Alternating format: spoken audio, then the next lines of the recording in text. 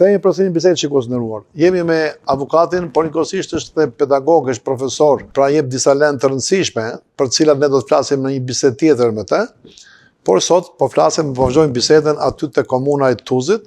për të cilën shqiptarët janë krenar, jo vetëm ata që janë atje në vendlindje, por edhe për ata që janë larguar, por edhe për gjithë bashkinë shqiptare kudo ku është, sepse kanë arritur suksese edhe kanë edhe nivele të mira jetese krahasuar me trevat e tjera shqiptare. Kështu vazhdesht ta bëjnë një përmirësim. Nuk kanë shkuar partitë shqiptare me partitë pro-serbe, por partia pro-serbe ka plan programin e partive shqiptare. Do me thanë, ata kanë përkrahë dhe kanë pranuar dhe kanë nënshkruar marrëveshjen që pranojnë Kosovën shtet, janë për NATO-n e pranojnë NATO-n, edhe duan Bashkimin Evropian, do me thënë integrimet evropiane për Maltezi. Do me thënë qeveria e cila është themeluar sot në Maltezi ka përkrahjen e pakicës sërbe, të cilët nuk bajnë shumicën në atë parlament, ata janë diku 2-3 deputet, ndërsa qeveria ka 56 deputet, apo 49 deputet cilët e bajnë shumicën, asgjë se i ka 81 deputet. Do me thënë ata janë vetëm një numër i vogël të cilët e kanë la përkrahjen dhe i kanë pranuar të gjitha kushtet të cilat ja ka vënë Forumi Shqiptar. Do me thënë Kosova pranohet si shtet, Malezi jo të janë pranuar, po problemi është... po pranohet, do me thënë pranohet realiteti që Kosova do të vazhdojnë të funksionojnë edhe marrëdhëniet e Malezi me Kosovën do të jenë. Po në qoftë se nesër do të jenë, do me thënë këta kanë pranuar ata nuk e kanë parë në program politik. Do me thënë programi i tyre politik është përshtatur programit politik të Forumit Shqiptar. Kështu që ata kanë përkrahë Forumin Shqiptar, kurse si Forumi Shqiptar ata. Kjo çka e përket, unë mendoj që qeveria momentale e cila është me kryeministrin, unë nuk e njoh personalisht, por unë mendoj që është kryeminist malazez, me një politik pro-malazeze, me një politik pro-NATO, një politik në bashkëpunimit të mirë me gjithë rajonin. Kështu është apo kështu duhet të jetë? A kështu është. Kështu mendoj unë se është, edhe mendoj se koha do ta vërtetojë se absolutisht edhe këta 2-3 muaj sa kanë qenë në pushtet e kanë dëshmuar, po mendoj se edhe në të ardhmen koha do të jenë dëshmitari më i mirë se këta që flas unë sot do të jenë edhe ashtu në realitet. Kështu që nuk ka të bëjnë me qeveri pro-serbe, as me qeveri pro-ruse. Ne kemi pasur sa takime edhe të funksionarëve të lartë të Kosovës me funksionar të shtetit Maltezi, e aq më shumë kemi pasur në vizitë ambasadoren e Kosovës, ke kryeministri Maltezi ka qenë mysafir, do të thënë ambasadorja e cila është e Kosovës në Podgoricë, ka qenë mysafir edhe mirëpritur nga kryeministri Maltezi. Kështu që nuk qëndrojnë ato, edhe besoj që me kohë do ta kuptojnë edhe qytetarët se është bërë një veprim jashtëzakonisht i rëndësishëm për faktorin shqiptar në Maltezi, se ka qenë momenti nëse shqiptarët tash në këtë moment nuk kishin futur në qeveri ose të kishin ngel jashtë, gjithë ato investimet, të gjithë ato planet të cilat kanë pafilluar të realizohen në Tuzla me Gjerë, të gjitha do kishin ngelur. A më kuptoni? Edhe sepse kjo është një periudhë të tranzicionit të cilën na dha gjithsesi të jemi pjesë e saj, të jemi aty ku sillen vendimet, jo të jemi jashtë. Politikanët që unë ju thash pak më parë, Gjeloshaj dhe Camaj, janë më produktiv në këto pozicione ku janë për çështje shqiptare apo do ishin mirë në komunën e Tuzit? Shikoni, zoti Gjeloshaj ka marrë udhëhesinë e komunës Tuzit në vitin 2019, dhe është bërë kryetari i asaj komune, siç e dini ju gjithë vetë dhe dini krejt opinioni i gjerë, ka arrit një sukses jashtëzakonisht të madh, që është i njoftur edhe në rrafshin mbarkombëtar, edhe me Gjerë që ka pas sukses edhe në zhvillim të komunës, edhe gjitha ato aspekte, edhe mendoj që pas një periudhe ku ai e ka lënë një komunë shumë stabile, edhe në aspektin ekonomik, edhe në aspektin e kapaciteteve njerëzore administrative, edhe puna e tij për aty mendoj që ka mjaftua, edhe pse jo të provohet në nivel më të lartë, ku do t'i kontribuojnë drejt për drejt edhe komunës së Tuzit, por edhe krejt shtetit të Maltezi që me përvojën e tij, cilën e ka edhe politike, edhe për mullhec edhe nga aspekti posaçërisë të investimeve kapitale, t'i ndihmojnë edhe Maltezi, por kur është ai atje, atëherë edhe komuna e Tuzit është më mirë. Është më mirë komuna e Ulcirit, sepse kem ai i cili sepse me qenë se ai është edhe ministri i zhvillimit ekonomik krejt Maltezi, dhe besoj që ai ka kënë një lëvizje shumë e mirë, edhe me qenë sekretari i ri, i cili është kryetari i komunës së Tuzit, Lindon Xhelaj, është treguar jashtëzakonisht i suksesshëm, prapë si thash më parë, vetëm veprimtaria dhe puna e tij për 2-3 vite, cilësa që ka qenë drejtori i gjimnazit të Tuzit, dhe të punojnë, unë s'pakti du me thënë, në met kapacitet prej 50% për asaj sa ka punu për gjimnaz Tuzit, unë mendoj që komuna e Tuzit do të ketë jashtëzakonisht sukses, edhe më shumë sukses se çka ka pas zoti Zeloshaj. Kështu që mendoj ajo lëvizje ka kanë me vend, edhe ajo lëvizje me kohë do të tregohet që ka qenë shumë e mirë. Se avokat këtu je për të rrëfyer për historinë, jo për të mbrojtur ata si avokator. Ja, nuk jam të mbrojtur, ata nuk kanë nevojë për avokatas për mbrojtje, sa ta dinë me mbrojtur veten. Se unë kam konsiderat shumë për punën e Gjeloshajt, Sama dhe gjithë tjerëve, po bëj këto pyetje pasi ka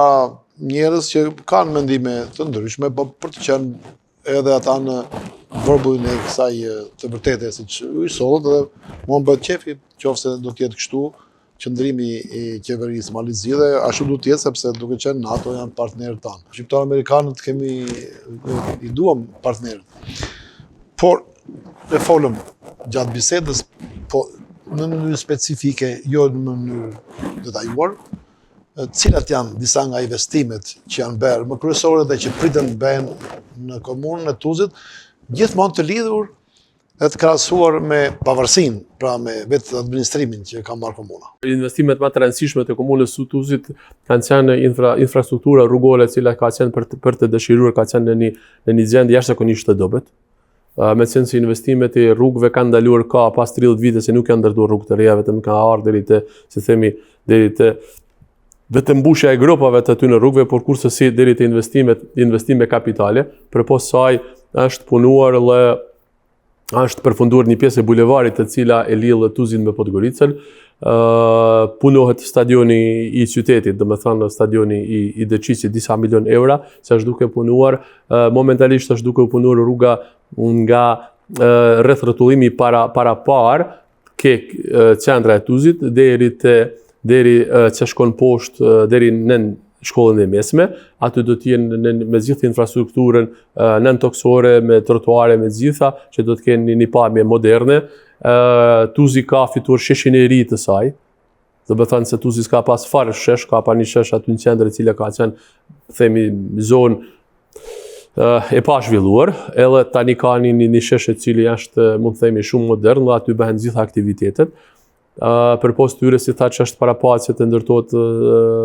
objekti sportiv, palestra sportive, bazeni olimpik, sala për basketbol, vazhdon të kryhet, është kryer procedura shumë shpejt, dhe besoj se do të shpallet të nderi prokurimi publik për vazhdimsinë e ndërtohet ura në Zharnic, ura e Cemit, do të vazhdojnë edhe ndërtimi i bulevarit nga Cemi, aty ku është ndërprerje deri në qendrën e Tuzit.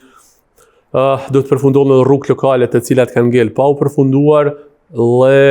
besoj që edhe rotondoja e cila kanë nën kontestim gjyqësor, me se si ishte përfunduar edhe tani aty ke kisha, nëse e keni parasysh, ju njihni mirë zonën e Tuzit, edhe ajo do të përfundohet shumë shpejt sa të përfundojnë këto procedurat që janë në fakt në fund kanë ardhur kontestimet gjyqësore.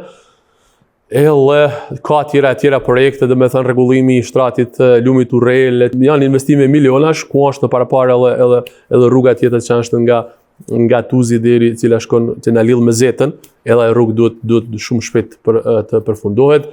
Edhe kur si më thënë, kryen këto 2 vite ose 1 vit 2 investime kapitale, unë mendoj që Tuzi ka me marrë një pamje jashtëzakonisht të bukur, në një pamje të cilën dikush nuk i të muj as ta imagjinoj. Që mund të themi bela edhe këtu shumë rrethe, si thoni ju, si që në anglisht county të ndryshme, do të kenë lakminë si nuk i kanë allajt infrastrukturën e rregulluar sa do ta kenë Tuzi me rrethina, sepse nuk është lehtë të investohet në Tuz, se Tuzi dhe Malësia janë shumë e hapun, edhe është zonë, shumë ka zona rurale, edhe duhet shkuar deri në vise shumë të larta. Për shembull kemi është kryer ujësjellsi i Hotit, është duke vazhduar ujësjellsi të punohet për drume. Dhe ura që do bëhet me Shkodrën, si është ajo? Edhe ajo është para parë që të bëhet rruga domethënë autostrada, e cila do të lidhin në Malin e Zi edhe me Serbi, po edhe me Kroaci, edhe me Bosnjë, është para parë që të bien për Tuz. po ashtu do të bëhet edhe kjo te kalimi ku do të thënë kamionat dhe makinat e mëdha nuk do të kalojnë më për qendër, por do ta kenë atë rreth rrotullimin e tyre që shkojnë ka Vreshtaria dhe do dalin direkt në Vuksan Lekaj. Do të thënë këto janë është duke punuar plani urbanistik i Tuzit ku do